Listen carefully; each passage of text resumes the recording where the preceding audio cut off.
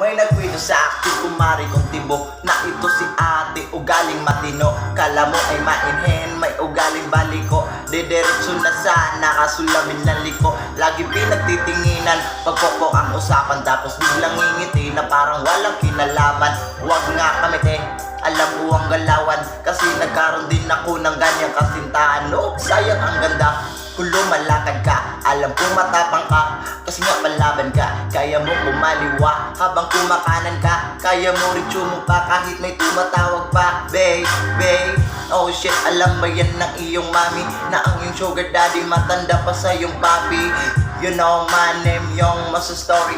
Yan ang mga linyang pokok kapag bistado na si ating pilingerang bitch na padali kahit saan kali. Kunyaring inosente, rich kid daw, puta hindi wow. Pera lang ang katapat, pwede na magalaw. Siya pilingerang bitch na padali kahit saan kali. Kunyaring inosente, rich kid daw, puta hindi wow. Pera lang ang katapat, pwede na magalaw. Ow.